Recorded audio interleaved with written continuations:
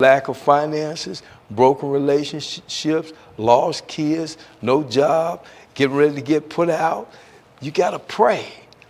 Why do you pray? Because then you petition God for his help to do something miraculous that you can't do, something that appears to be impossible. But I want you to know something. God told me to tell you this, that nothing is impossible when you believe. So he says, and when you pray that prayer of faith, calling my word into existence and incorporating it into the prayer, that my power goes out right at that very moment to do whatever it is that needs to be done. And sometimes, brothers and sisters, he'll take you, he'll turn that prayer around and take you on a different path. But that doesn't mean that he didn't answer it. That means he has something bigger and better for you. I want you to know that his thoughts are higher than your thoughts. His ways are higher than your ways. So sometimes when you're praying for something, he has something much better. I tell you this, he doesn't want you to suffer. He sent Christ that you might have life and have it more abundantly. I want you to think about that, brothers and sisters.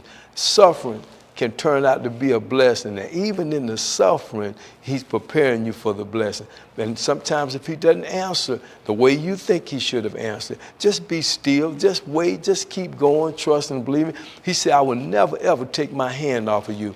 Then it goes on to say that when you're joyous, when things are going exactly the way you want them to go, you need to pray that prayer of praise. Wake up every morning thanking him for what he's done for you. Look back at the things that he's done, and just, you don't always have to pray needing something. You need to pray and praise. Boy, I mean, how awesome is that? Every morning I wake up, I think about where I was yesterday and what God did today and what he promised to do in the future. He said, I sent my son that you would have life and have it more abundantly. He also says that Christ was rich and he came down in the earth and became poor so that you could become rich. Not just rich in finances, but spiritually, mentally, socially, and financially. And then he connected you to him like a vine and a branch. And then he gave you his word and said, if you sought the word out and incorporate the word into the prayer and speak it back to me, even in your suffering,